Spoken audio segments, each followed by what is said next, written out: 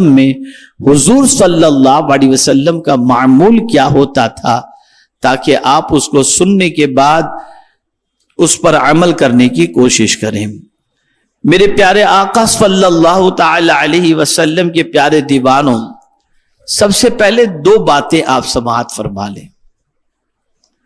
آپ سنیں گے تو آپ کا ایمان انشاءاللہ تازہ ہوگا۔ قرآن مقدس میں ایک آیت کریمہ ایسی نازل ہوئی، قرآن مقدس کی ایک آیت کریمہ ایسی نازل ہوئی جسے صحابہ کو جب حضور صلی اللہ علیہ وسلم نے پڑھ کر سنایا تو صحابہ نے حضور صلی اللہ علیہ وسلم کو مبارکباد پیش فرمائی، اور اس آیے کریمہ میں ایسا حکم نازل ہوا کہ اس حکم پر اگر بندہ عمل کرے تو بندے کا تعلق مدینے کے تاجدار صلی اللہ علیہ وسلم سے ایسا جڑ جاتا ہے کہ اس آیت پر عمل کرنے کی بنیاد پر حضور سے تعلق زمین کے اوپر بھی، زمین کے اندر بھی اور میدان محشر میں بھی قائم رہتا ہے۔ اس آیت پر عمل کرنے والے کے اللہ گناہوں کو معاف فرما دیتا ہے، اس آیت پر عمل کرنے والے کو اللہ اس کے درجات کو بلند فرماتا ہے اور اسے نیکیاں عطا فرماتا ہے۔ آپ روزانہ یہ آیت کریمہ جس کی ابھی میں آپ کے سامنے تلاوت کروں گا، یہ آیت کریمہ روزانہ دن میں کئی مرتبہ سنتے ہیں، ہر جلسے میں سنتے ہیں، ہر پروگرام کے اندر سنتے ہیں، ہر مسجد میں سنتے ہیں، اور ساتھ ہی ساتھ ہر نماز کے بعد سنتے ہیں، اور یہ بہت ہی عظیم آیت کریمہ ہے۔ یہ آیت کریمہ اللہ عز و جل نے کسی اور مہینے میں نازل نہیں فرمائی، اس آیت کریمہ کو اللہ عز و جل نے ماہ شعبان میں نازل فرمائی۔ وہ آیت کریمہ کون سی؟ ان اللہ و ملائکتہ یصلون علی النبی یا ایھا الذین آمنوا صلوا علیہ وسلموا تسلیما۔ اللہم صلی علی سیدنا و مولانا محمد معدن الجود والکرم وآلہ الکرام وابنہ الکریم وبارک وسلم صلاۃ وسلاما علیک یا سیدی یا رسول اللہ صلی اللہ تعالی علیہ وسلم۔ میرے آقا صلی اللہ علیہ وسلم کے دیوانوں، شعبان کو حضور صلی اللہ علیہ وسلم نے اپنا مہینہ بتایا، اس کی کئی توجیہ ہے۔ ایک یہ ہے کہ اس میں قیام اور روزوں کا حکم میں نے دیا ہے، یعنی اس ماہ مبارک میں روزے کا حکم حضور نے دیا ہے، رمضان میں روزے کا حکم اللہ نے دیا ہے، لیکن شعبان میں روزے کا حکم اللہ کے رسول نے دیا ہے، اور اسی طریقے سے ماہ رمضان المبارک میں قیام کا حکم اللہ نے دیا ہے، اور ماہ شعبان کے اندر قیام کا حکم مدینے کے تاجدار نے عطا فرمایا صلی اللہ علیہ وسلم۔ اسی طریقے سے اللہ کے رسول صلی اللہ علیہ وسلم پر یہ آیت کریمہ ان اللہ و ملائکتہ اسی مہینے میں نازل ہوئی، تو اس لیے حضور صلی اللہ علیہ وسلم فرماتے یہ مہینہ میرا مہینہ ہے۔ یعنی اب آپ دیکھیں میرے آقا صلی اللہ علیہ وسلم پر ہر لمحہ دنیا کے اندر درود شریف پڑھا جاتا ہے۔ درود شریف کتنا بڑا عمل ہے، توجہ چاہوں گا۔ آپ اور ہم اگر حضور پر درود نہ پڑھیں کوئی فرق نہیں پڑتا۔ آپ نہ تھے، ہم نہ تھے، جان نہیں تھی، جہاں نہیں تھا، کچھ بھی نہیں، کچھ نہ تھا، تب سے درود کا سلسلہ جاری ہے، اور کچھ نہ ہوگا تب بھی درود کا سلسلہ جاری و ساری رہے گا۔ اللہ ہمیشہ سے ہے، ہمیشہ رہے گا۔ بندے تو پڑھ یا نہ پڑھ، اللہ ہمیشہ اپنے محبوب پر درود بھیجتا ہے، رحمتیں نازل فرماتا ہے، اور فرشتے بھی حضور صلی اللہ علیہ وسلم پر تحفہ درود و سلام پیش کرتے ہیں۔ یہ برکت والی آیت اگر ہمیں نصیب ہوئی ہے تو اسی ماہ مبارک میں نصیب ہوئی۔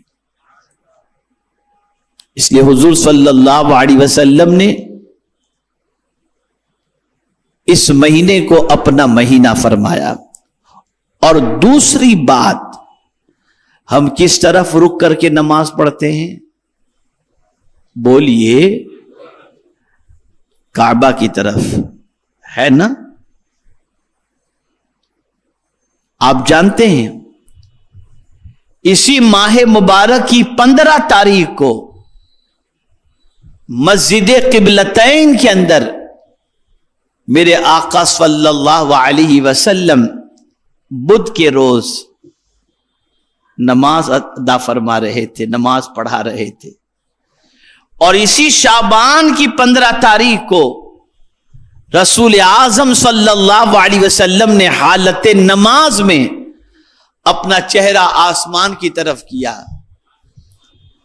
اور دل میں یہ تمنا پیدا ہوئی کہ کاش بیت المقدس کی بجائے کعبے کو اللہ قبلہ بنا دے۔ تو اللہ نے کعبے کو قبلہ بھی بنایا تو اسی ماہ مبارک کی 15 تاریخ کو بنا دیا، جس کی طرف آج ہم اور آپ سب رخ کر کے نماز پڑھتے ہیں۔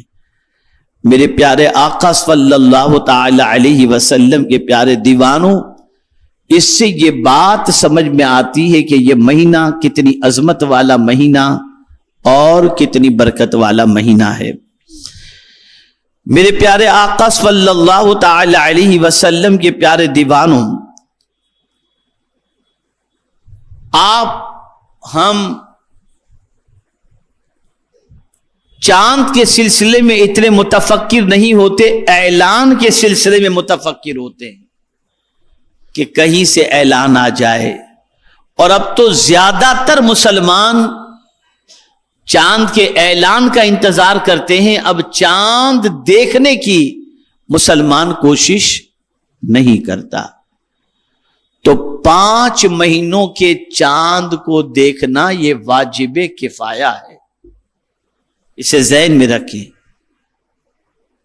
کوشش کریں کہ 5 مہینوں کا چاند ضرور دیکھنے کی کوشش کریں کہ بہار شریعت میں حضرت علامہ وبالفضل اولانا صاحب بہار شریعت مفتی امجد علی صاحب علیہ رحمت و رضوان فرماتے ہیں، شعبان کا چاند دیکھنا، رمضان کا چاند دیکھنا، شوال کا چاند دیکھنا، اور ذی قعدہ اور ذی الحجہ کا چاند دیکھنا یہ واجب کفایہ ہے۔ ظاہر سی بات ہے کہ ہمارے علماء دیکھتے ہیں، سنی جمعیت العلماء کے ذمہ داران دیکھتے ہیں، تو ٹھیک ہے، ان کا دیکھنا یہ ہمارے لیے کافی ہو جاتا ہے، لیکن مسلمان کو کوشش کرنی چاہیے کہ ان ماہ مبارک کے چاند کو دیکھنے کے لیے وہ ہر ممکن کوشش کرے۔ میرے پیارے آقا صلی اللہ علیہ وسلم کے پیارے دیوانوں، اس کی وجہ کیا ہے شعبان کے مہینے کے چاند کے دیکھنے کی وجہ؟ تو فرمایا گیا اگر رمضان کا چاند دیکھتے وقت ابر یا غبار ہو تو یہ 30 پورے کر کے رمضان شروع کیا جا سکتا ہے۔ اور اسی طریقے سے رمضان کا چاند کیوں دیکھنا واجب کفایہ ہے؟ تو فرمایا روزہ رکھنے کے لیے یہ چاند دیکھنا فرض واجب کفایہ ہے کہ چاند نظر آ گیا تو دوسرے دن فوراً ہم روزہ رکھ سکتے ہیں۔ شوال کا کیوں؟ روزہ ختم کرنے کے لیے کہ شوال کا چاند نظر آ گیا تو ہم روزہ رکھنا ختم کر دیں۔ اور اسی کے ساتھ ذی قعدہ کا اور ذی الحجہ کے لیے تو اس کی وجہ ہے بقر عید کے لیے تاکہ میرے پیارے آقا صلی اللہ علیہ وسلم کے پیارے دیوانوں ہم اپنے مذہبی تہوار کو اور عیدین کو، روزوں کو، ان ساری چیزوں کو صحیح طور پر کر سکیں۔ بہت سارے علاقے ایسے ہوتے ہیں جہاں لوگ چاند دیکھنے کے لیے نکلتے ہیں تو کئی لوگوں کو نظر نہیں آتا، لیکن اللہ کا کوئی ایسا بندہ جو سنی صحیح العقیدہ ہے، متشرع ہے، اور اس کی نگاہیں چاند دیکھنے کے لیے آسمان پر اٹھتی ہیں اور اسے چاند نظر آ جاتا ہے، اور پھر اس کے بعد وہ گواہی لے کر کے قاضی کے پاس پہنچتا ہے اور قاضی اعلان کر دیتے ہیں تو سب کے روزے بھی پرفیکٹ ہوتے ہیں، سب کی تراویح بھی پرفیکٹ ہوتی ہے۔ اب چاند دیکھ کر گواہی دینے والا اور چاند کی گواہی دینے والے کو اللہ تعالیٰ اجر عظیم عطا فرماتا ہے۔ تو یہ 5 مہینوں کا چاند دیکھنا یہ واجب کفایہ ہے۔ اب حضور صلی اللہ علیہ وسلم اس ماہ مبارک میں خاص طور پر کیا کیا کرتے تھے، اسے آپ سماعت فرمائیں۔ رسول اعظم صلی اللہ علیہ وسلم نے ارشاد فرمایا، افضل الصوم بعد رمضان شعبان لتعظیم رمضان۔ آقا کریم صلی اللہ علیہ وسلم ارشاد فرماتے ہیں رمضان کے بعد سب سے افضل شعبان کے روزے ہیں۔ رمضان کے بعد سب سے افضل شعبان کے روزے ہیں، تعظیم رمضان کے لیے کہ ماہ رمضان کی آمد ہے، اس ماہ مبارک کی تعظیم کے لیے رمضان شعبان المعظم کے اندر انسان کو روزہ رکھنے کی کوشش کرنی چاہیے۔ اور یہ فرمایا گیا کہ رمضان کے بعد اگر کوئی مہینے کے روزے سب سے افضل ہیں تو وہ شعبان المعظم کے روزے۔ آقا کریم رؤوف الرحیم علیہ التحیۃ والتسلیم ماہ رمضان کے بعد سب سے زیادہ اگر کسی مہینے کے روزے رکھتے تو وہ ماہ شعبان المعظم کے روزے رکھا کرتے تھے۔ آقا کریم صلی اللہ علیہ وسلم خاص طور پر 14ویں اور 15ویں شعبان کے روزے کے حوالے سے اس طریقے کا بھی ارشاد ملتا ہے کہ ان روزوں کے حوالے سے فرمایا گیا کہ فرماتے ہیں میرے آقا صلی اللہ علیہ وسلم کہ میرا اعمال نامہ بند ہو تو بھی میں روزے سے رہوں، اور اعمال نامے کا آغاز بھی ہو تب بھی میں روزے سے رہوں۔ میرے پیارے آقا صلی اللہ علیہ وسلم کے پیارے دیوانوں، میں اس وقت آپ کے سامنے شب برات کی فضیلت بیان نہیں کر رہا اس لیے کہ یہ وقت پر بیان کروں گا، لیکن مطلق پورے مہینے کی فضیلت آپ کے سامنے بیان کرنے کی کوشش کر رہا ہوں۔ آقا کریم صلی اللہ تعالی علیہ وسلم نے ایک ارشاد کے مطابق ماہ شعبان میں کثرت سے روزہ رکھنے کا حکم دیا، اور معمول بھی تھا حضور صلی اللہ علیہ وسلم کا۔ اب کثرت کا اطلاق 3 سے زیادہ پر ہوتا ہے، 3 پر یا اس سے زیادہ پر۔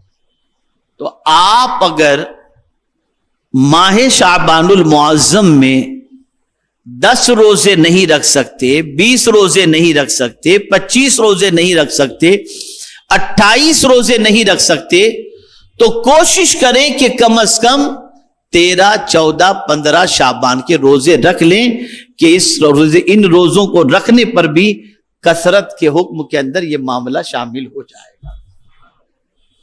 میرے پیارے آقا صلی اللہ علیہ وسلم کے پیارے دیوانوں، ایک روایت میں یہ بھی آتا ہے کہ آقا کریم صلی اللہ علیہ وسلم رمضان المبارک کے 1 دن پہلے کا روزہ نہیں رکھا کرتے تھے تاکہ رمضان المبارک کا اور اس کے درمیان کا فرق ہو جائے اور ماہ رمضان المبارک کی جو امتیازی پوزیشن ہے اس کے حاصل کرنے کا جذبہ بھی پیدا ہو جائے۔ اور ایک روایت میں یہ بھی ہے کہ حضور صلی اللہ علیہ وسلم رکھ لیا کرتے تھے۔ اور اسی کے ساتھ ساتھ شریعت کا مسئلہ یہ بھی ہے کہ اگر کوئی شخص کسی دن کے روزے کا عادی ہے اور وہ دن शाबान की 29 या 30 का दिन हो तो उस दिन वो रोजा रखे, कोई मुजायके की बात नहीं। मिसाल के तौर पर कोई पीर और जुमेरात का रोजा रखने का आदी है, साल भर वो इन 2 दिनों का रोजा रखता है और इत्तेफाक से शाबान की 29 तारीख पीर ही के रोज आई और उसके बाद रमजानुल मुबारक के शुरू होने का इम्कान है, तो वो उस दिन रोजा रखे, कोई मुजायके की बात नहीं है। मेरे प्यारे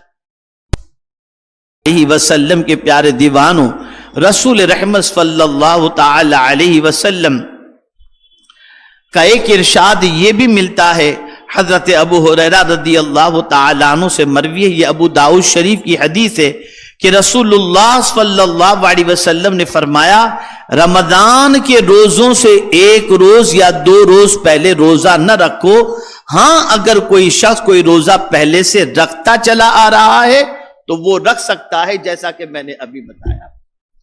मेरे प्यारे आका सल्लल्लाहु ताला अलैहि वसल्लम के प्यारे दीवानों, इसकी तशरीह फरमाते हुए मुहद्दिसीन फरमाते हैं, कोई हर 2 शंबा का रोजा रखता है, इत्तेफाकन वो शाबान के आखिर में पड़ गया तो रख सकता है। हां, खास रमजान की ताजीम के तौर पर आखिर शाबान का रोजा न रखना बेहतर है, ताकि रमजान की इनफिरादियत और उसका इम्तियाज बाकी रहे, जैसा कि मैंने बताया। हमारे